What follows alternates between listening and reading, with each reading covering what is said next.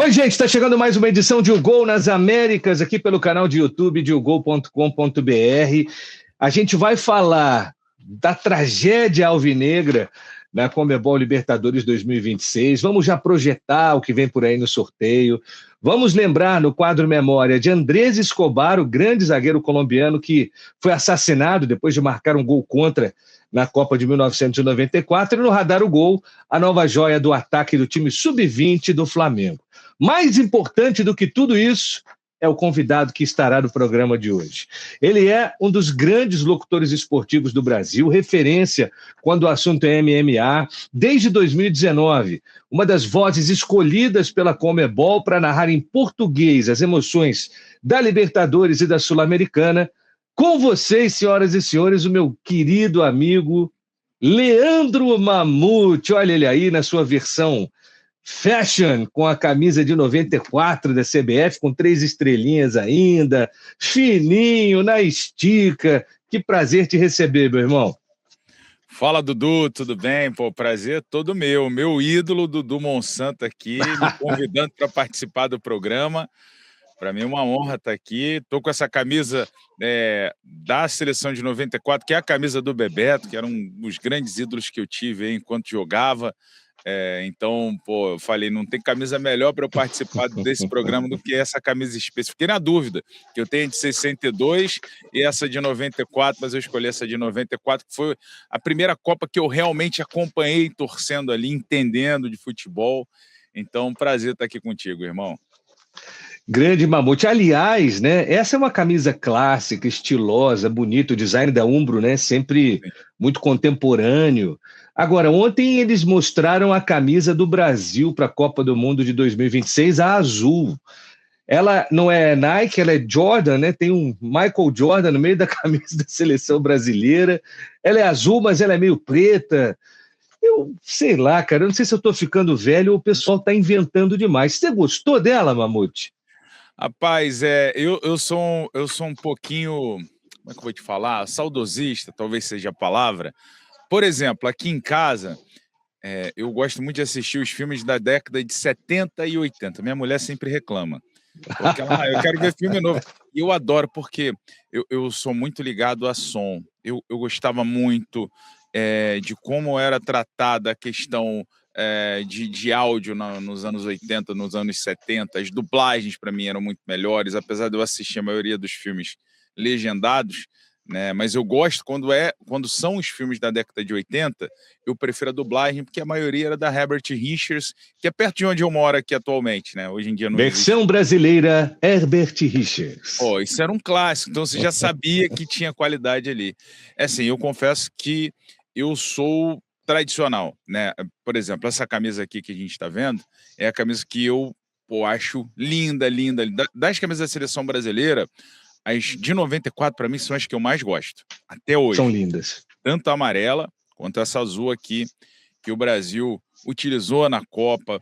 E, essa camisa aqui me lembra muito o Bebeto, fazendo aquele gol, fazendo gesto pro filho também. Eu vou te falar, eu sou saudosista, eu tenho essa questão de olhar para trás e ter essa referência, mas eu acho bonito esses novos modelos também. Não esse obviamente, que para mim, não tem nada a ver casar a marca Jordan com a camisa da seleção brasileira. Amo a NBA, Jordan para mim um cara fantástico, histórico, um dos maiores esportistas quando a gente fala de eficiência de todos os tempos. Mas, cara, ano de Copa do Mundo, seleção brasileira de futebol, não tinha nada a ver isso aí.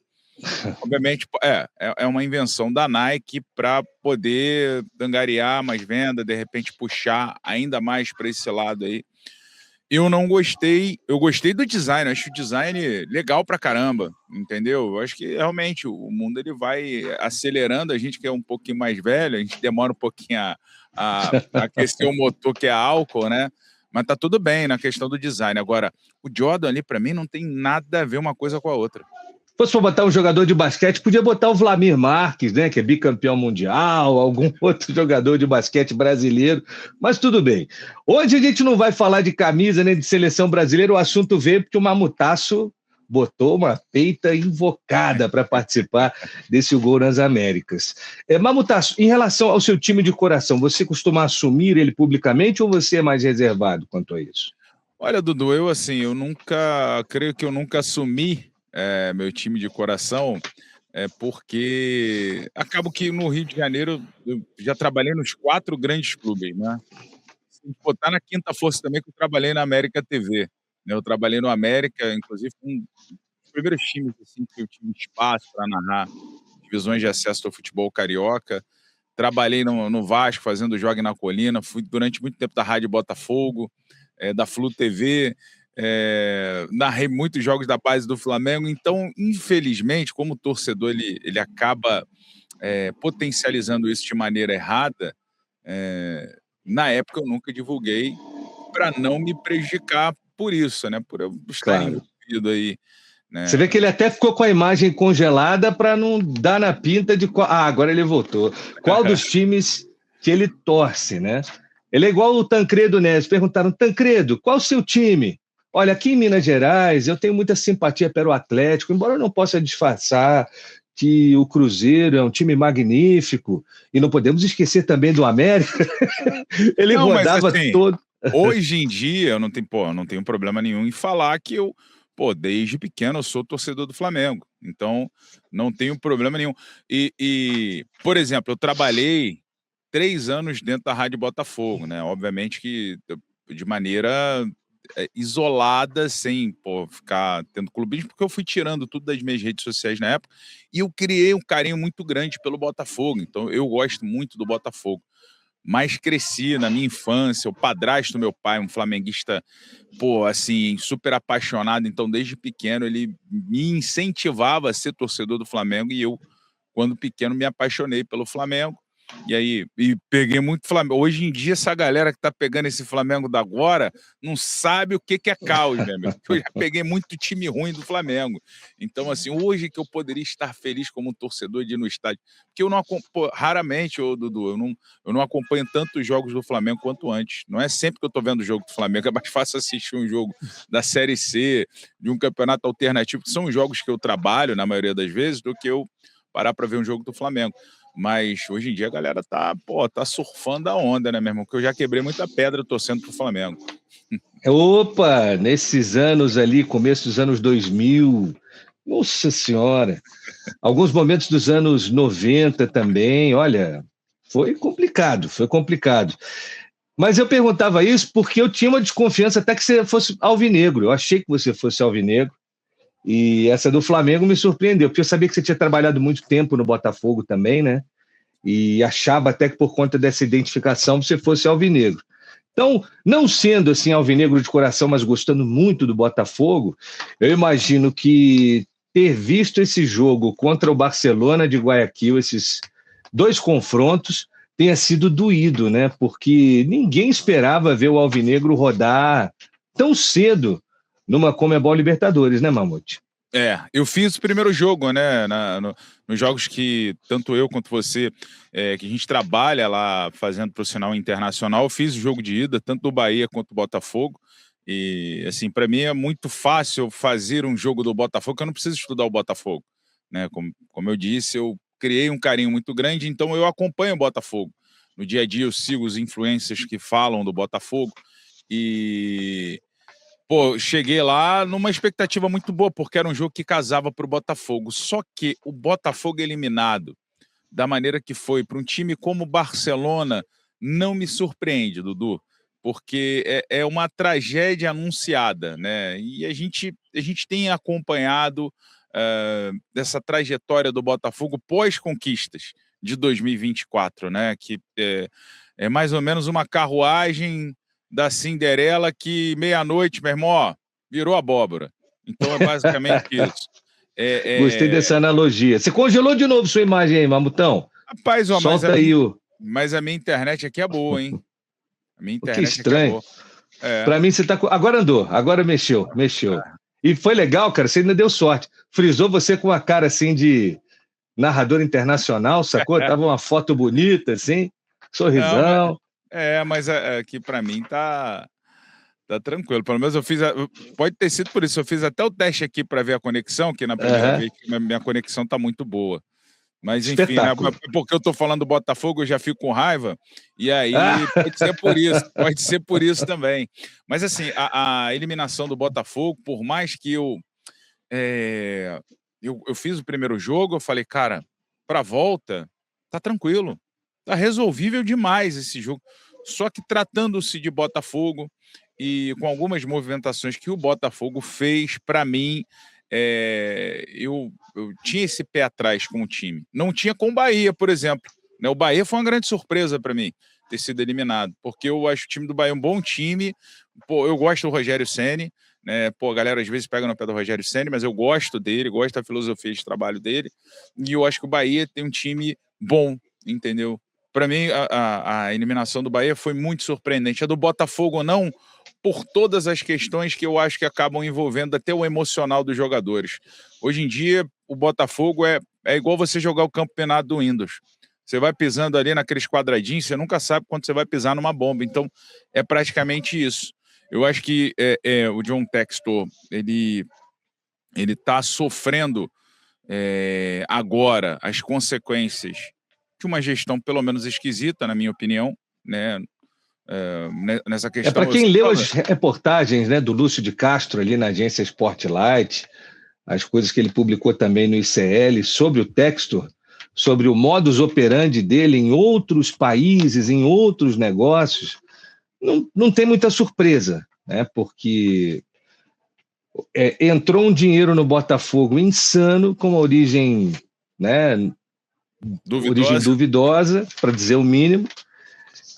Dinheiro que o cara vai levantando, mas depois ele não honra, e aí esse castelo de cartas vai ruindo. Claro. Sim. Que o Alvinegro vai guardar numa caixinha, assim, na estante, aquela Libertadores de 24, que foi um negócio lindo, espetacular. Até eu, que não sou Botafogo, me emocionei muito, né, de ver aquele time, de ver a maneira como foi aquela conquista.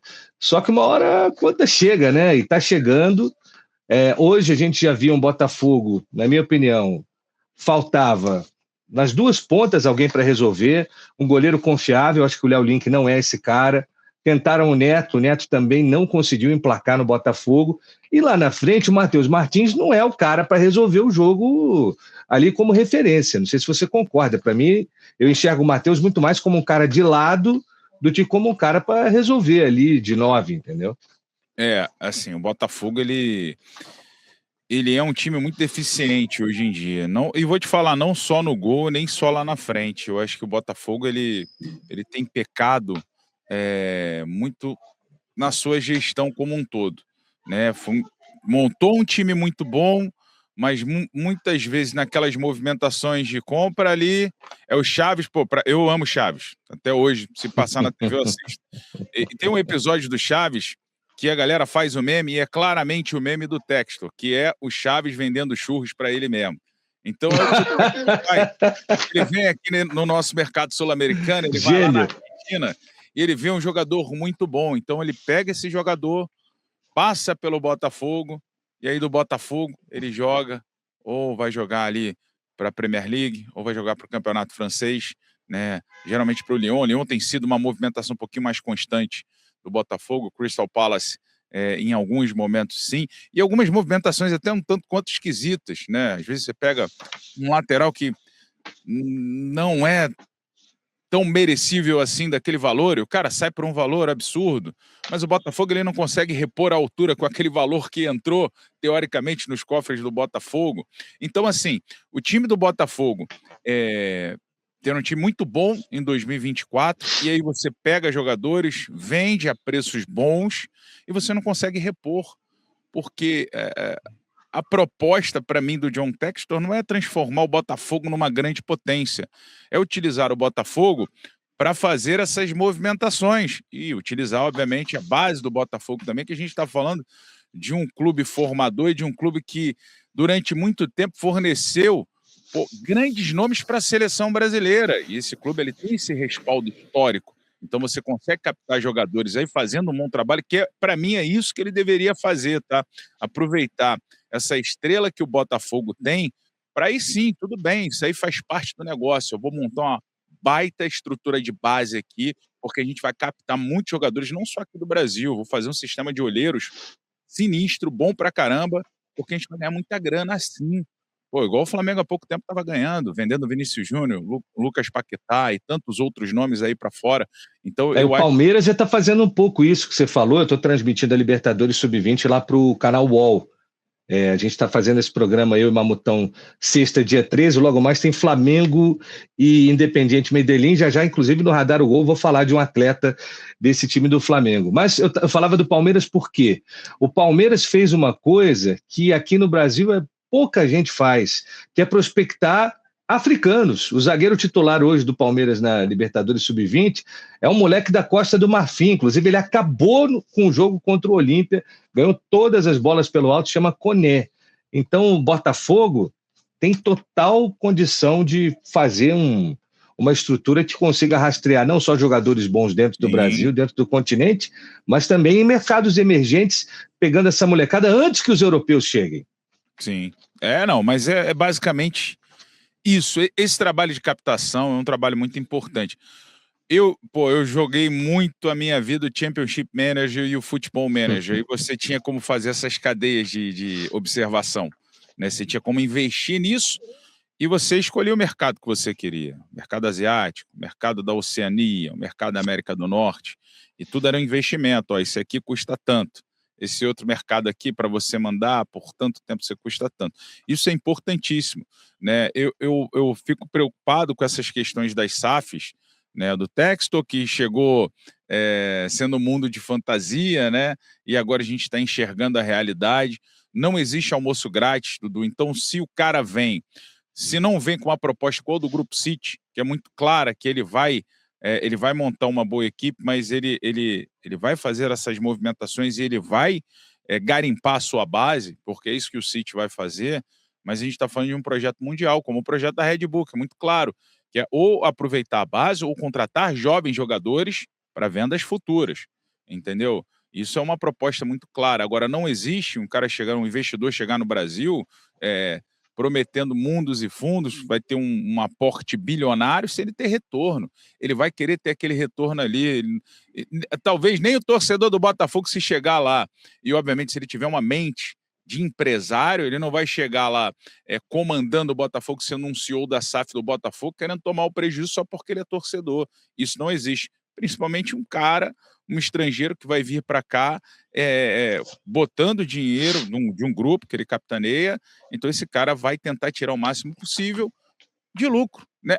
O negócio ele é feito para gerar lucro. Esse cara vai espremer o máximo que puder. É preocupante porque o Botafogo ele pode ser daqui a pouco um clube cheio de dívida, entendeu? Porque daqui a pouco pode acontecer o que aconteceu com o Vasco, que enxergar que o Textor não está dando certo e tal, faz uma movimentação na justiça, o cara sai, e um Botafogo que já era todo endividado, fica com mais dívidas ainda. Eu conversei isso com um amigo meu, Dudu, que é botafoguense roxo, vou falar o nome dele aqui, Igor de Aquino. Falei, Igor, isso em 2024, tá, Dudu? Botafogo nas cabeças, ainda não tinha ganhado. Eu falei, Igor, isso aí é tragédia anunciada. Ele, que se eu quero ser campeão esse ano. E aí, meu irmão, não tem jeito, é a novalgina, que a dor de cabeça vai bater na porta, tem que descobrir a raiz. O pensamento do Igor é o pensamento de 95% dos alvinegros e 95% dos torcedores de qualquer lugar. O cara quer ser campeão, dane-se o que vai rolar depois. Pouca gente quer tomar aquele remédio amargo que o Flamengo tomou ali em 2013, de tentar organizar a casa e andar por méritos próprios. Bom, Botafogo está fora, Botafogo já não é mais assunto para gente aqui no Gol nas Américas, por enquanto, né? Porque a Sul-Americana ele vai jogar. Vai jogar a Conmebol Sul-Americana, os times eliminados ali na terceira fase preliminar, eles são enviados para a Sul-Americana. Então o Botafogo ainda vai ter noites internacionais nesse ano de 2026, diferentemente do Bahia, que ficou fora da Copa do Nordeste para poder jogar as competições sul-americanas, só que foi eliminado na segunda fase da Libertadores preliminar, e com isso não vai jogar nem o Nordestão, nem a Lampions, muito menos a Sul-Americana ou a Libertadores. Com a classificação nesta quinta-feira do Independiente Medellín para cima do Juventud Las Piedras, a gente tem a definição agora dos 4 potes do sorteio da Conmebol Libertadores, que acontece semana que vem. Então vamos lá, ó, no gol.com.br você tem aí a notícia completa, você pode saber direitinho em que pote está o seu time. Eu vou contar aqui para o Mamutão que os cabeças de chave serão Flamengo, Palmeiras, Boca, Peñarol, Nacional de Montevidéu, LDU, Fluminense e Independiente Del Valle. Esse é o pote 1. Lembrando que o River Plate não conseguiu se classificar para a Conmebol Libertadores, vai jogar a Sul-Americana. No pote 2, o Lanús, campeão da Recopa em cima do Flamengo e da Sul-Americana do ano passado, o Libertad do Paraguai, o Estudiantes de La Plata, o Cerro Porteño, Corinthians, Bolívar, Cruzeiro e o Universitário do Peru. Pote 3, Júnior de Barranquilha, a Universidade Católica do Chile, Rosário Central, Santa Fé, Always Red da Bolívia, Coquimbo Unido do Chile, Deportivo La Guaira da Venezuela e o Cusco do Peru. E o último pote foi resolvido nesta quinta-feira, o último integrante. Teremos a Universidade Central da Venezuela, o Platense da Argentina, o Independiente Rivadavia, outro time argentino estreante. Esses 2 argentinos do pote 4 vão jogar Libertadores pela primeira vez. O Mirassol, a grande surpresa brasileira, o Independiente Medellín, o Tolima, o Sporting Cristal e o Barcelona. Antes da gente falar dos grupos, dos potes, Mamutão, é a primeira vez na história que a gente tem 2 brasileiros caindo na fase preliminar da Conmebol Libertadores. Você acha que isso acontece porque o nível está baixo, ou será que tem gente classificando demais pelo Campeonato Brasileiro, né? Você ter 8 brasileiros no início da disputa não é muita gente? Você acha que a competição está inchada para fazer, né, essa parte preliminar? Você tem alguma possível explicação para essas quedas de Bahia e Botafogo, um vexame inédito do Brasil nessa fase preliminar da Libertadores? Tenho perfeitamente. Jogaram mal. Eu fiz o primeiro jogo do Bahia e do Botafogo, jogaram mal pra caramba, jogaram muito mal. O jogo do Bahia foi horrível. A gente sabe, a gente faz a transmissão lá sem comentarista. Você fazer um jogo daquele sem comentarista é difícil demais, Dudu, porque o jogo, pra gente que tem que contar a história o tempo inteiro ali, os 50 e poucos minutos de cada tempo, é muito difícil você, principalmente para mim o Bahia, tá? Que é uma equipe que eu vislumbrava chegar à fase de grupos da Copa Libertadores e sequer vai disputar a Sul-Americana, entendeu? É um absurdo. É um time bom, né? Luciano Juba é um cara de seleção, Jean Lucas está jogando muita bola e é organizado, né? O time do Rogério, você sabe como vai jogar, tem os escapes, né? O Pulga, o Ademir, tem as referências, né? O William José, quem vinha jogando por ali. Só que o primeiro jogo com o O'Higgins, você deu um azar, o jogo foi horrível, meu primeiro tempo foi um horror. Em Salvador, o time foi melhor. Eu fiz esse segundo jogo, o Bahia tomou as ações, mas era muito pouco eficiente nos pênaltis. Ali o Everton Ribeiro bateu muito mal, acabou... logo ele, né, que salvou o Bahia tantas vezes, dessa vez acabou sendo o vilão. E fez falta no primeiro jogo, né? Muita. Um cara como o Everton Ribeiro no primeiro jogo, e principalmente para um Bahia que estava tendo tanto problema de construção no primeiro jogo, ele fez muita falta. De repente, com o Everton Ribeiro no primeiro jogo, o Bahia poderia ter saído até com um resultado diferente naquele jogo de lá. Mas, assim, o que eu credencio a eliminação dos brasileiros, principalmente nessa fase, né, que é uma fase de pré-Libertadores, foram os 2 times não entregaram o que eles podiam entregar. O Botafogo, para mim, era até previsível, porque o Botafogo ele já vem dando sinais de uma equipe inconstante há muito tempo, né? De uma equipe que ora ela melhora, consegue uma sequência, daqui a pouquinho o Botafogo ele cai, um Botafogo que não tem um padrão de jogo mais. Não é o caso do Bahia, por isso que eu me surpreendi com o Bahia. O Bahia ele tem um padrão de jogo que ele não conseguiu colocar em prática na primeira partida, e tudo bem, né? No primeiro jogo realmente era um jogo difícil de você encarar. Para o Botafogo também, o primeiro jogo foi um jogo complicado, a gente tem que lembrar que foi um jogo, eu não lembro a altitude exata, você lembra, Dudu? Não, Guayaquil nem tem altitude. Aliás, Guayaquil foi do Bahia. Foi o do Bahia pegou o O'Higgins na primeira fase. Não, o Botafogo pegou altitude, sim. Foi contra o time da Nacional do Potosí. Lá eram quase 4.000 metros. Sim, então, o Botafogo, no jogo que pegou o Potosí e com uma altitude muito grande, eu falei, pô, tolerar, porque o Botafogo jogou mal. Falei, pô, mas tá tudo certo. Entendeu, Dudu? Voltou de lá perdendo de 1-0, só tava muito bom. Voltou de lá perdendo de 1-0 e, pô, numa situação totalmente complicada. Até ali, para mim, tá tudo dentro do script. Quando o Botafogo vem para essa terceira eliminatória, o primeiro jogo talvez seja normal, uma equipe que joga fora de casa e, de repente, não consegue entregar aquilo que a gente espera. Para muitos, sim. Eu esperava isso do Botafogo. O jogo da volta do Botafogo acabou sendo muito pobre. Né? O jogo do Botafogo, para você ter uma noção, chegou um dado momento no segundo tempo eu não consegui mais assistir. Entendeu, Dudu? Porque eu já tenho esse pé atrás com o Botafogo desde o ano passado. Eu já sabia que o Botafogo ele teria esses problemas de inconstância desde o ano passado. Já, assim, com todo respeito, já achei que no comando do Botafogo já foi um erro, entendeu? Então, para mim, as movimentações do Botafogo são movimentações ruins hoje em dia. O Bahia não. O Bahia, para mim, foi surpreendente. Ser eliminado da maneira que foi na segunda fase e jogando em casa, tendo a possibilidade. Eu entendo que era um jogo também, não era um jogo fácil, mas o Bahia era muito mais time. Então, eu acho que o Bahia é mais para uma performance ruim. Eu acho que foi um ponto fora da curva. O Botafogo, eu já não enxergo assim. O Botafogo, eu acho que é um time que tinha potencial, mas algumas situações travam esse Botafogo. Não gosto do comando do Botafogo, é uma opinião minha, entendeu? Eu acho que o Botafogo merecia um treinador talvez mais experiente. Eu bato muito nessa tecla, eu entendo que você precisa de jovens treinadores e novas propostas, mas eu acho que o momento do Botafogo não era isso que o Botafogo precisava. Mas e o Anselmi vinha de um trabalho horrível no Porto, né, Mamute? Sim. E, cara, não é só isso. Eu acho que, infelizmente, isso parece ser o modus operandi do Textor, entendeu? Para fazer até essas movimentações na beira do gramado. A gente não sabe como é que são os mundos dos negócios aí por trás, né, Dudu? Enfim. Mas o Botafogo, para mim, gera uma tragédia anunciada. Eu acho que isso fica mais claro. Por sorte, o Botafogo ainda foi para a Sul-Americana, porque há pouco tempo atrás isso não aconteceria se você fosse eliminado na pré-Libertadores.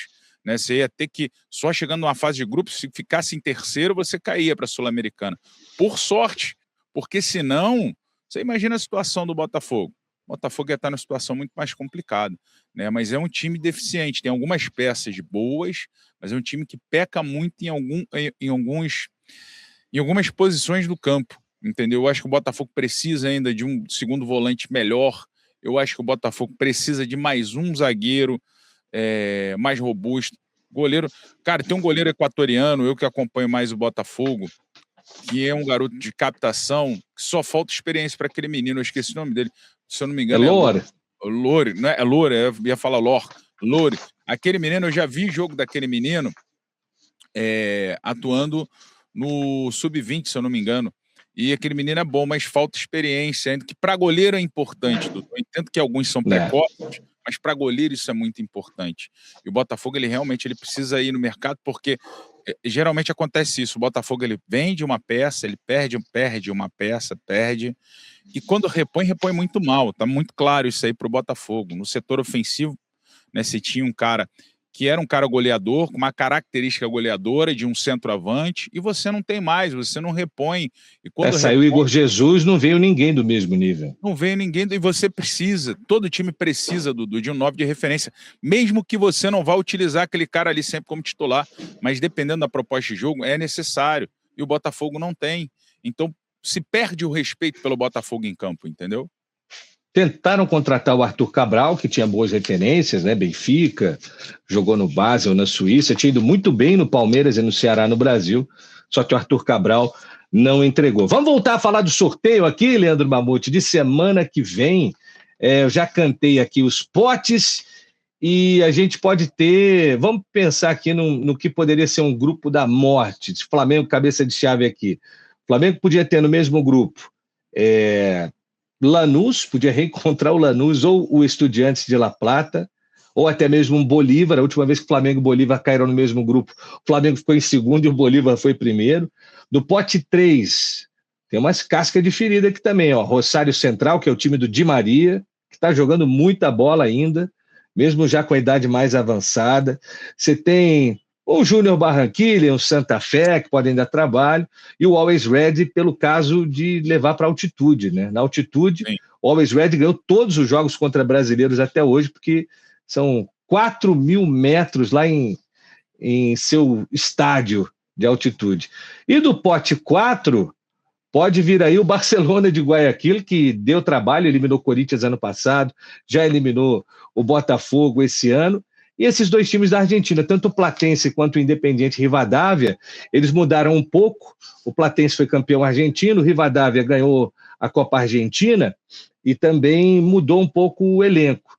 Mas também são times que não são muito legais de pegar logo numa primeira fase. Aí estão os grupos, ó, na reportagem do gol.com.br. Se você quiser ler ali com calma, é só visitar o nosso site para ter mais informações sobre sorteio. Você chegou já a cobrir esse sorteio lá na Conmebol alguma vez, Mamutácio? Eu era doido para estar lá em Luque. Luque não tem nada, viu? Luque é como se fosse a Osasco, a Guarulhos de Assunção. É Grande Assunción, é um outro município, onde tem o Esportivo Luquenho, lá onde começou o grande Romerito, ídolo do Fluminense, nos anos 80. Tem meio que uma mini cidade da Conmebol ali, com um baita hotel, tem o Museu do Futebol Sul-Americano, um grande auditório justamente para ter esse tipo de evento, mas o legal é aquela quantidade de dirigentes, treinadores, o pessoal vai lá, tem aquela entrevista do pré, entrevista do pós, é sempre uma grande oportunidade de ver essa turma toda reunida. Mas, olhando aqui, né, esses potes, é uma Libertadores que não tem entre suas grandes figuras o River Plate está fora, o São Paulo, né, que também tem muita tradição, fora, o Grêmio fora, os gaúchos fora, né, Grêmio e Internacional, e temos aí muitos emergentes. Acho que no total dos 32 que vão jogar, temos apenas 10 campeões, talvez até a chance da gente ter, quem sabe, um campeão diferente esse ano, Mamute, será? Olha, eu não sei, diferente eu não acredito não, Dudu. Até coloquei aqui, para eu dar uma olhada aqui em cima em alguns potes aqui, né? Porque a gente já tem um ponto positivo, que é, você tem 8 grupos, você não pode repetir brasileiro. Então são 8 equipes brasileiras, né? Então teremos... Eram 8, sobraram 6. Eram 8, sobraram... Ah, é verdade. Então, mas de qualquer maneira, dos 8 grupos, teremos 6 com brasileiros. Não vai se repetir brasileiro nos potes, né? Então, a partir do momento de sortear o Flamengo, ele não vai poder pegar nem Corinthians, nem Cruzeiro e nem o Mirassol também. Então, isso aí para mim é um ponto positivo para a gente que trabalha nos times brasileiros lá também na Argentina. É muito bom, né? Para a gente aí. Claro, mais jogo para nós. Mais jogo para a gente. Você estava falando do River, o River está na Sul-Americana, o São Paulo está na Sula, o Atlético está na Sula e o Botafogo agora também está na Sula. A Sul-Americana também vai estar muito bem. E Santos também, do Neymar, com o Gabigol, vai estar na Sul-Americana. Então, é uma Sul-Americana também graúda. Parruda. Parruda. Sinceramente, Dudu, não vejo um campeão inédito nessa Libertadores, não. Pode ser que aconteça? Pode, no futebol. Pô, a gente já viu, né? Pô, a gente já viu uma Croácia chegar na final de Copa do Mundo, né? Que para mim foi uma grande surpresa. Mas não acredito nisso, se tratando da Copa Libertadores de 2026. Eu acho que não foge muito do que a gente está acostumado. De Flamengo e Palmeiras são grandes potências. O Fluminense a gente não pode esquecer que é uma equipe copeira. Isso falando de brasileiros, tá? O Corinthians é um time que, pô, mesmo alternando alguns bons e não tão bons momentos assim, mas tem um treinador que para mim para a Copa funciona muito bem, que é o Dorival. Tem uma equipe que em jogo de Copa, em jogo eliminatório, vai dar trabalho também. Então esse Corinthians é um Corinthians que eu acredito. Então assim, os brasileiros, principalmente os brasileiros do pote 1, os 2 brasileiros do pote 2, mas são equipes que têm chances claras de chegar. O Boca, eu vou te falar que eu não tenho acompanhado tanto o campeonato argentino, né? Melhorou um pouquinho, tá? Depois que chegou o Paredes, ele deu uma crescida no meio-campo. O Cavani continua um zero à esquerda, coitado. Já era para ter se aposentado, não tem conseguido ser aquele Cavani que a gente viu jogar no Napoli, no Paris Saint-Germain. O técnico que era interino vai ficando, o time está dando alguns resultados, mas ele ainda está abaixo, eu vejo, dos principais times do Brasil, por exemplo. Minha primeira pergunta para você nesse cenário, você foi falando dos brasileiros, né? A hegemonia brasileira, que vem de 2019 para cá, continua, na sua opinião? Eu acho que sim. Eu não vejo na bola, no papel, tá? Nenhum time acima dos times brasileiros. Eu acho que, por exemplo, um time que eu gosto muito olhando o pote 1 é o Independiente Del Valle. Eu acho que o trabalho que esses caras fazem é fantástico. Eu adoro também. Cara, assim, eu já assisti alguns vídeos na internet, no YouTube, né? Do trabalho que o Independiente Del Valle faz de formação e a estrutura que eles montaram para isso, não de agora, a gente está falando de 10, 12 anos atrás. Então, esses caras estão fazendo um trabalho a longo prazo. Eu gosto muito desse time, né? 2020, eu acho, eles estavam jogando a Libertadores Sub-20. Eu estava estudando para fazer as transmissões. O time dos caras jogando a Libertadores Sub-20 tinha o Pátio, do Paris Saint-Germain, o Hincapié, que foi do Leverkusen, depois foi para o Arsenal, e, cara, tinha mais um menino do Chelsea, que eu esqueci agora, Caicedo, Moisés Caicedo. Sim, Caicedo, muito bom, cara. Foram campeões, obviamente, né, com esse time, tá doido? Não, o trabalho que esses caras fazem é fantástico. Eu vejo uma vantagem para os brasileiros no papel. No papel, para mim, os brasileiros eles levam vantagem. Ameaçado pelo Independiente Del Valle e ameaçado, por exemplo, pelo Boca.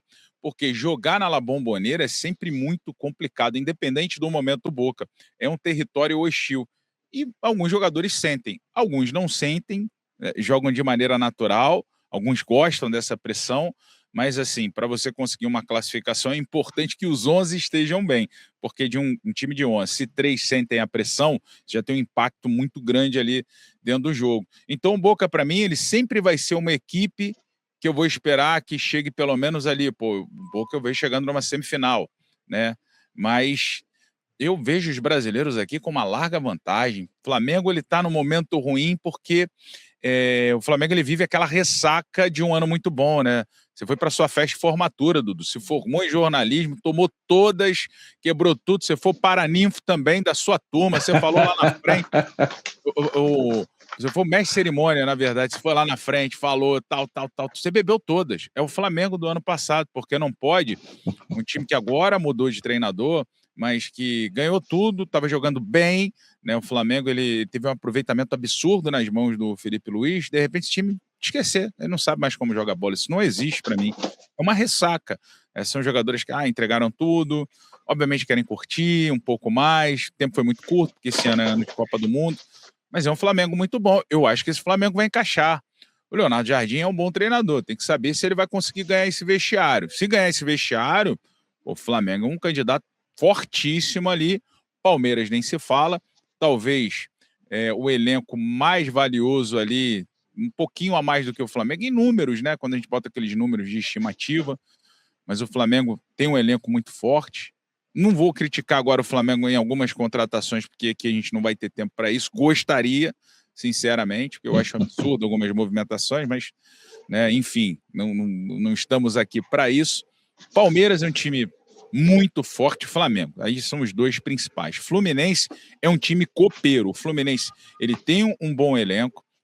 E com o Zubeldia ele desenvolveu uma característica que o Fluminense não tinha, que é de ganhar tudo em casa. É um time que em casa ele é muito forte com o Zubeldia, não? O Zubeldia é um ótimo treinador. O Fluminense ele foi muito inteligente em conseguir trazer uma proposta do Zubeldia e depois porque a passagem do Zubeldia, a saída dele do São Paulo, para mim foi muito ruim, né? Foi mais complicada do que uma passagem talvez para ficar marcada de maneira positiva. entendeu? É porque o nosso modus operandi aqui no Brasil, com treinadores, é difícil demais de você... E o detalhe é que o Zubeldia, ele não perdeu nenhum jogo de Libertadores. Estou só trocando a luz aqui, que a luz foi para o espaço. O Zubeldia, enquanto esteve no São Paulo, ele não perdeu nenhum jogo de Libertadores, Mamutão. Cara, assim, eu gosto do trabalho do Zubeldia, tá? Eu já acompanhava o trabalho dele no futebol argentino antes. Eu acho ele um baita de um treinador. Quando a gente fala da nova safra, são treinadores que são jovens treinadores, mas com trabalhos consolidados, que não é o caso do treinador do Botafogo, tá? Não vejo ele dessa maneira. O Zubeldia eu já via dessa maneira, porque eu já fazia trabalhos com o Zubeldia, já narrava jogos dos trabalhos do Zubeldia adiante, né? Então, assim, ele é um cara que, para mim, encaixou muito bem no Fluminense, você tá certíssimo, né? Um cara que, para uma Copa Libertadores, um cara que sabe fazer o dever de casa é essencial. Então, esse Fluminense, apesar de ser um elenco muito mais modesto, quando a gente coloca em prateleiras Flamengo e Palmeiras, nunca o Fluminense vai estar na mesma prateleira de elenco de Flamengo e Palmeiras. Não tem como, né? Nem o mais apaixonado torcedor ele pode falar algo assim. Mas é um Fluminense que pode eliminar Flamengo ou Palmeiras aí no mata-mata de Libertadores. Então, para mim, não é nenhuma surpresa caso o Fluminense chegue novamente, como foi em 2023, na final da Libertadores. E o Fluminense, para mim, é um candidato ao título também, um pouquinho abaixo ali de Flamengo e Palmeiras. Corinthians e Cruzeiro, eu vejo com chances um pouquinho mais reduzidas em relação, por exemplo, ao Fluminense. Palmeiras e Flamengo nem se fala, né? Mas eu acho que os brasileiros estão bem cotados, né? E fora do Brasil, para mim, os nomes que mais me seduzem, Independiente Del Valle e o Boca. O Boca mais pela mística, e aí eu vou pela tradição, né? Pela tradição, porque eu vou remeter aos anos 90, porque eu cresci, talvez o período que eu mais acompanhei futebol, Dudu, foi de 92, que eu era um tarado. Todo que era jogo eu assistia União São João de Arara e Matonense, domingo de manhã. Então, assim, na minha casa só tinha uma TV, o monopólio da TV era meu, né? Então, eu assisti... O show da Esporte da Bandeirantes era a nossa TV a cabo da época, né? Eu era o cara que eu acordava cedo, eu assistia, a segunda divisão... Silvio Luiz e Silvio Lancelotti. Campeonato Italiano. Luciano do Vale talvez tenha sido a minha maior referência para me tornar narrador, assim. Bolacha era foda. Era a voz, cara, aquela ali era a voz do esporte para mim, para minha casa, né? De repente... para outros, o Galvão, o Galvão baita, mas o Luciano do Vale, para mim, era o povão, entendeu? Porque ele estava em todos, o cara narrava tudo. Fórmula Truck, o cara narrava boxe, o cara narrava vôlei. Então, assim, para eu que não tinha TV a cabo, caraca, o Luciano do Vale era o cara, assim, botava emoção em tudo. Então, acho isso fantástico, fantástico. Mas, assim, o Boca, voltando aqui a falar do Boca, eu cresci vendo o Boca Júnior, quando alguém ia jogar contra o Boca, meu irmão, vai jogar contra o Boca, ferrou, acabou, vai jogar contra o Boca, meu irmão, é um problema, muito mais do que do River. Quando eu vou lá para a Argentina, eu falo isso. Falo, lá no Brasil, pelo menos onde eu cresci, quando você ia jogar contra o Boca, você era um atestado de óbito, entendeu, Dudu? Então... eu lembro de aquele Boca de 91, quando ele pega o Flamengo com o Latorre e Batistuta, o Flamengo ganha no Rio de 2-1, era quartas de final da Libertadores de 91, e o Flamengo toma um vareio na Bombonera, toma um 3-0, assim, desconcertante.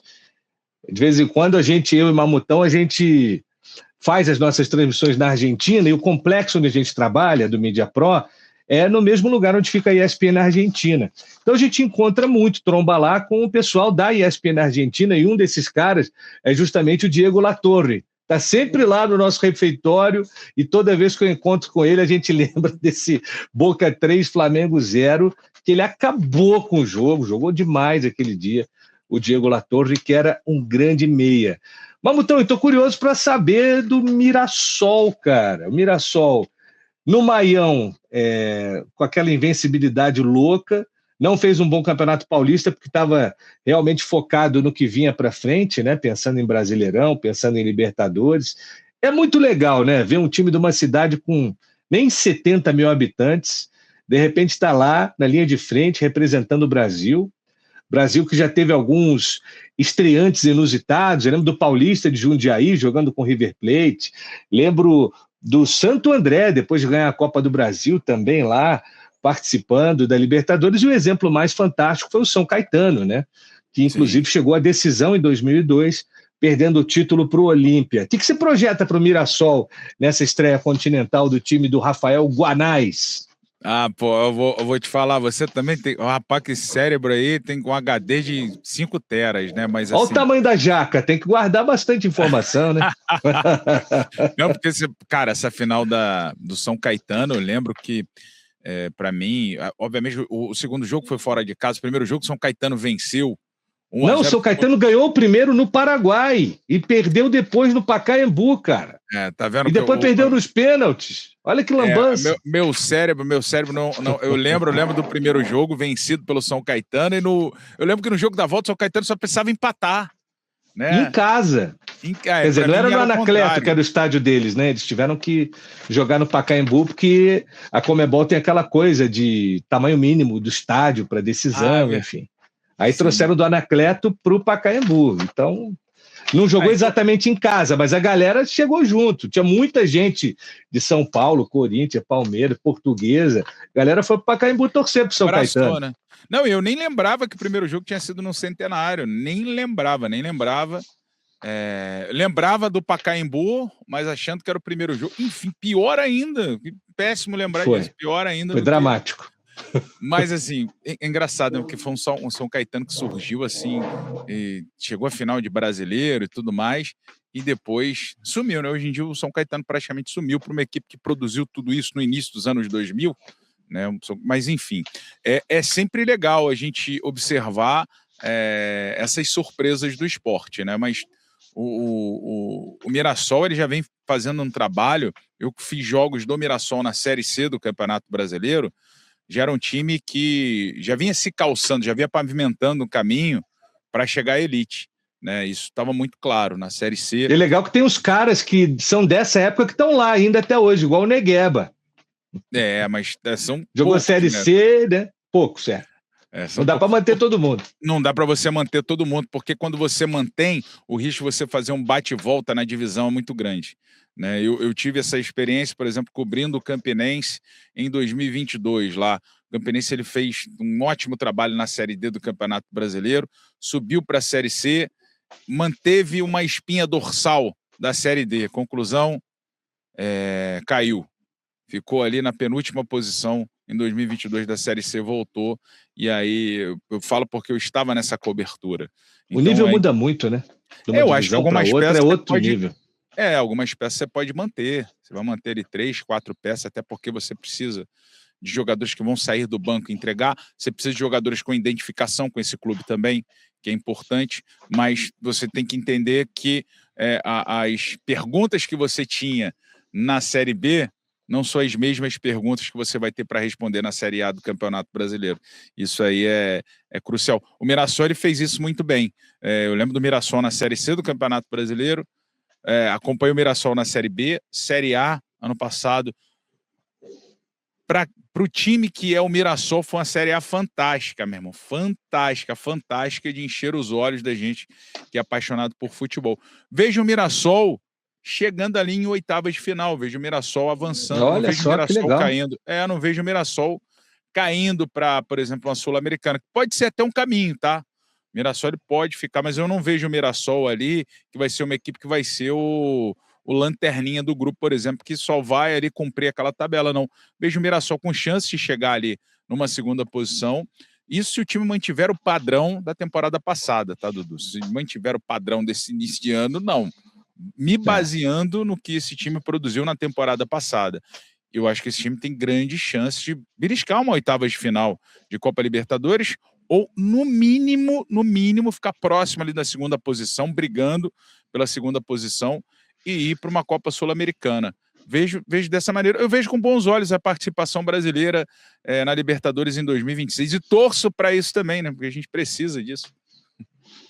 Bora lá, Mamutaço. Eu vou agora para o nosso quadro fixo aqui no Gol nas Américas, que é o Radar o Gol. Toda semana eu gosto de apontar nossa lente de aumento para algum jovem talento ou algum jogador que está merecendo, né, a nossa atenção. Hoje eu vou falar de um moleque de 17 anos que chegou em 2026 ao Flamengo, vindo do Avaí. O nome dele é Josmar. Isso, o Josmar, centroavante que veio do Avaí. Ele, nos primeiros 3 jogos do Brasileirão Sub-20, marcou 3 gols, 1 gol por jogo de média. Ele tem 17 anos ainda, mas está com a equipe do Flamengo jogando a Libertadores Sub-20 em Quito, no Equador. Foi titular na estreia, não conseguiu marcar no primeiro jogo, mas no segundo sim, fez um gol na goleada de 4-1 para cima do segundo rival do Flamengo. O Josmar, ele é um centroavante, ele tem uma boa estatura, 1,82 m, 76 quilos, e ele pode também jogar como ponta, né? Ele pode jogar também aquele estilo ponta de perna trocada, né? Bota ele na ponta direita, mas o cara é canhoto. É um menino que merece muita atenção, é centroavante canhoto, do jeito que ele é, no mercado, vale muito dinheiro. Então ele está só chegando, está só começando. É claro que é muito diferente você jogar no Flamengo do que jogar no Avaí, é uma cobrança e uma exposição totalmente diferentes ao que ele estava acostumado em Santa Catarina, mas o que eu vi desse moleque me encantou, viu, Mamutasso? A gente vai ouvir falar muito dele, hein?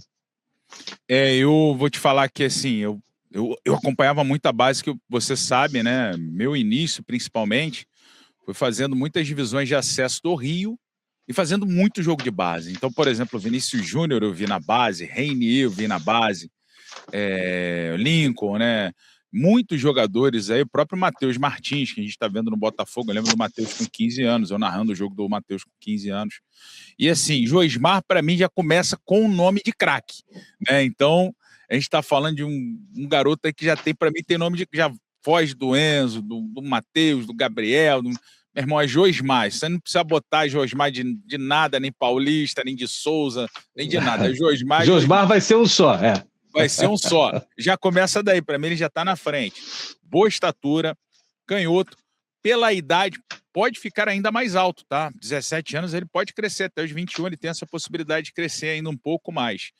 E é um garoto que já vinha atuando no profissional do Avaí. Porque, cara, a gente sabe que de 17 para 20 anos, você tem uma diferençazinha, Dudu, física. Tem, opa. No campo. Só que esse garoto, com 16 para 17 anos... Ele já tem uma estrutura física diferente, né? Ele é parrudo. Já vinha jogando no Avaí. Aí, meu irmão, e vem de Recife, né? Você sabe que eu sou apaixonado pelo Nordeste, morei no Nordeste. Eu de manhã lá no Nordeste, quando eu morava na Paraíba, eu comia cará com carne seca, meu irmão. Cará com frango guisado de manhã. Então, assim, essa galera que vem... Ele já ficou muito tempo lá em Santa Catarina. De repente não mudou o zap, porque lá dá para você comprar também. Mas, assim, é um garoto bem nutrido, é um garoto forte. Já foi pro profissional, quer dizer, já teve essa experiência antes de vir para o Flamengo. Eu acho que é o primeiro ano dele no Flamengo, né, o Dudu? Chegou esse ano, acabou de chegar. Para mim, eu não sabia se ele havia sido contratado, por exemplo, numa reta final de 2025. Então, assim, as informações na tela ficam melhor agora para gente. É um garoto que já está acostumado a jogar com os profissionais, já está experimentado, pouca idade, foi um grande investimento do Flamengo, né? Porque isso mostra que o trabalho de captação do Flamengo está sendo bem feito. Um atacante, como você falou, de beirada, e que ele pode ser utilizado na beirada, porque ele é canhotinho. Então, beirada, canhotinho, ponta direita, né? Para poder trazer para dentro e meter o Robin ali e bater de canhotinha. Mas, pela estatura, é um garoto que pode fazer um pivô muito bem também. Já estou vendo ali, meteu o gol contra o Bolívar, meteu 2 contra o Red Bull. Então, assim, e o Flamengo precisa disso, né? Acho que tem muito tempo que o Flamengo não revela um atacante, mesmo que eu falo centroavante. O Flamengo ele tem revelado muitos, porque virou uma tendência atacante beirada no futebol mundial. Esse time atual tem o Alan, que é muito bom jogador, fez um golaço no Bolívar, tem o Rian Roberto, e o Flamengo nem levou o Douglas Telles para jogar essa Libertadores Sub-20, que é um outro cara que já fez gol até no profissional. Então, na beirada, rola muita gente nova. Agora, ali, para ser o cara do gol, e ele, no primeiro jogo dele que eu vi, cara, ele deu uma arrancada que deu medo. O zagueiro ficou muito para trás. Ele tem muita força física, entendeu? frieza na cara do goleiro. Então esse moleque vai dar o que falar. Se tiver boa cabeça, se não tiver nenhum problema físico, a gente vai falar do Josmar aí por um bom tempo. O Josmar, pô, já falei, já começa com o nome de craque, meu irmão, porque eu já vou lembrar de Copa de 70, de 62, esses eram os nomes comuns, assim, né? Esses nomes, Josmar, Cara, eu tava até esses dias, eu tava lembrando de uma conversa que eu tive com o Rivelino, cara, porque eu trabalhei no Esporte Interativo e Deus me concedeu essa dádiva. No Esporte Interativo tinha um Noite de Craques. Era Rivelino e Zico. Rivelino e Zico, né? Com o Vitor Sérgio Rodrigues apresentando. Então, eu trabalhava na época na parte técnica lá do Esporte Interativo. E caramba, eu tava lá às vezes no corredor, tava o Rivelino trocando, às vezes o Rivelino não queria subir para ir lá no camarim, não. Ele trocava às vezes a camisa ali embaixo e conversando. Eu tava ali conversando com o Zico e com o Rivelino, cara, olha isso. Eu falei, caramba, meu irmão. Assim, tem torcedor que quer tirar uma foto e às vezes não tem oportunidade. E eu toda terça-feira eu tinha ali essa possibilidade, antes do programa começar, eu estar perto deles, trocando uma ideia. E aí eu tô falando, olha só a oportunidade que esse menino tem, porque é o que você falou, tudo depende muito da cabeça. Qualquer esporte. Eu que faço muita luta, chegar à oportunidade é muito difícil, mas não é impossível. Se manter com a cabeça boa, quando você atinge o estrelado, talvez seja mais difícil do que você atingir aquele patamar ali. É verdade. Muitas propostas chegam, muitas facilidades. As facilidades tendem a nos corromper. Então, que ele não se corrompa, ele tem uma boa estrutura em volta dele e pessoas que norteiem ele da realidade do que é a vida, né? E do que ele precisa realmente para ele se tornar um grande profissional, uma referência, porque aí, cara, você não pode ser um jogador vagalume, que você vai viver ali 8 anos, entre aspas, do seu auge. Tem muito jogador que é assim, desponta ali com 21, 22. Com 30, já está jogando as divisões inferiores do futebol brasileiro. Fez até muita grana, mas já queimou a maior parte. E aí, quando chega na fase que é sofrendo com a sua família, e aí aproveitando mesmo, 38, 40 anos, o cara está tendo que jogar qualquer divisão, jogando campeonato de várzea, porque não tem nem para pagar as 3 PA que fez. Isso é muito comum. Isso é muito comum. Infelizmente, é muito comum. Mamutá, estamos entrando na reta final aqui, mas antes, no quadro Memória, eu lembro que nesse 13 de março seria aniversário de um zagueiro que marcou o futebol sul-americano e mundial, Andrés Escobar. O colombiano, ele surgiu no Atlético Nacional de Medellín, foi campeão da Libertadores de 89 com aquele timaço que tinha o René Higuita no gol, tinha Albero Suriaga, tinha Leonel Álvares, era um time absurdo, Pereira na zaga, Trelles, era um timaço. Esse Nacional que era comandado pelo Pátio Francisco Maturana, o dentista elegante, que virou técnico também da seleção da Colômbia. O Andrés Escobar acabou ficando marcado, né, a trajetória dele por uma tragédia. Na Copa de 94, contra os Estados Unidos, ele foi tentar interceptar um cruzamento, marcou um gol contra, e a Colômbia, que tinha sido apontada até pelo Pelé antes da Copa como favorita ao título, acabou eliminada ainda na primeira fase. 10 dias depois dessa Copa, ele estava numa boate, começou a sofrer provocações de 2 irmãos que estavam lá. Ele saiu para o estacionamento, né, para tentar evitar confusão, os caras continuaram. Quando ele reagiu, o motorista desses irmãos acabou atirando, efetuando disparos e matando o Andrés Escobar de maneira trágica. Ele já estava, inclusive, vendido para o Milan, ia jogar na Europa, teria uma linda carreira pela frente. E, inclusive, a vida do Andrés Escobar, ela é retratada num documentário incrível feito pela ESPN que chama The Two Escobars, os 2 Escobares, digamos assim, que fala do Andrés, mas fala também de Pablo Escobar, o narcotraficante, que durante muito tempo foi o cara que bancou o Atlético Nacional de Medellín com a grana do seu cartel, né? Então, a Netflix também já tem aí até romanceado, não é nem um documentário, é ficção. O ator que faz o Higuita é igualzinho o Higuita, enfim, é um barato falando sobre a história dessa Colômbia final dos anos 80, começo dos anos 90. Então, é uma das maiores tragédias humanas que o futebol já viu, Leandro Mamute. Por isso que é importante a gente lembrar e sempre trazer a memória para que isso jamais aconteça de novo, né? O cara ser perseguido e morto por causa de um erro dentro de campo, isso não existe. Eu, assim, que só olhando aí essa imagem, né, eu tô aqui, por acaso, com a camisa de 94, né, e a camisa da Colômbia é muito bonita também. Que camisa linda da Colômbia, vou até procurar depois na internet, quem sabe essa camisa, inclusive dele, mas era uma Colômbia, eu lembro muito bem dessa Copa, eu te falei, foi a primeira Copa que eu acompanhei mesmo, Dudu. Eu sou tarado por Copa também, só pra galera, eu assisto todos os jogos, só se eu estiver trabalhando que eu não assisto o jogo. Se eu estiver em casa e começar às 8 horas da manhã a Copa, eu vou assistir todos os jogos, vou assistir Camarões e Bulgária, eu vou assistir tudo, eu gosto de assistir todos os jogos da Copa. Para mim é um acontecimento que eu quero aproveitar o máximo. Nessa Copa, eu não lembro de ter assistido todos os jogos, tá? Eu tinha, sei lá, 8 anos, talvez 9 anos. Eu lembro desse time da Colômbia, que era muito bom. Por quê? Eu, como criança, eu era muito fã do Valderrama, porque era um grande personagem. O Valderrama, além de ser um baita de um jogador, era um grande personagem. Tinha Valderrama, tinha um dos ídolos do Corinthians, que era o Rincón, fazia parte desse time colombiano também. O Asprilla também, que depois veio a jogar no Palmeiras, jogou... Olha o time, né, cara? Que time foda, né? O time era muito bom. Tu tá falando o Higuita, mas o goleiro era o Córdoba, se eu não me engano, nesse jogo do gol contra, que era um baita de um goleiro também. Foi goleiro do Boca. Esse time era muito bom, cara. Esse time era muito bom, esse time da Colômbia. Realmente foi uma seleção muito boa, a seleção colombiana. Mas teve esse fato. Foi no jogo, inclusive, foi contra os Estados Unidos, não foi, Dudu? Foi exatamente. Foi contra os Estados Unidos. Porque depois os Estados Unidos avança e pega o Brasil, não foi isso? Exatamente, nas oitavas de final. Foi um cruzamento do...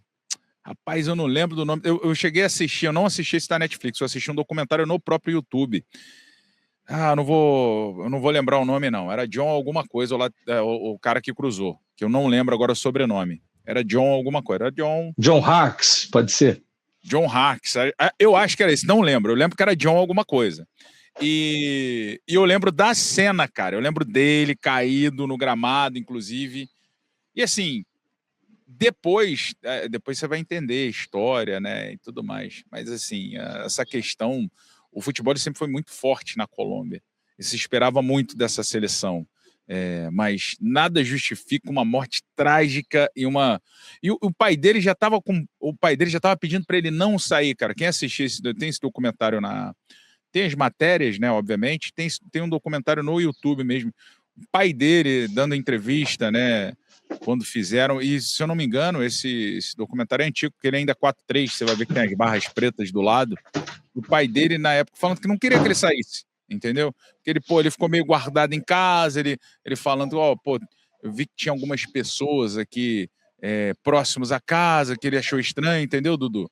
Então, assim, o pai não queria que ele saísse, que ele fosse, entre aspas, curtir a vida ali, né? O cara era jovem, infelizmente, né, essa fatalidade aconteceu. Mas realmente era uma seleção colombiana muito boa mesmo. Ele era um baita de um jogador, um cara que surgiu ali no final dos anos 80, um cara que foi muito jovem para a seleção, inclusive, também, né?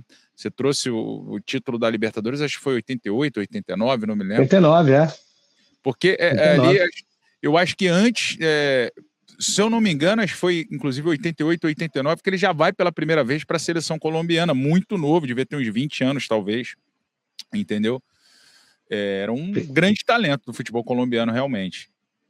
E era muito elegante jogando, com a fatalidade bizarra ele ter marcado esse gol contra, e pior ainda, o desfecho. Leandro Mamute, quero agradecer demais a sua visita. A gente, olha... Isso era uma dobradinha que podia ter diariamente, que a gente ia ter assunto para encher horas e horas e horas e horas, porque você une tudo que um cara pode ter de melhor como comunicador. Você é carismático, você é bem informado, você tem, sabe, uma capacidade de trazer as pessoas para perto, agregador. Isso é incrível, cara. Eu sou seu fã. Privilégio demais ser seu amigo, te conhecer nessa rotina da gente, né, de estar na Argentina fazendo as transmissões aí da Libertadores, da Sul-Americana.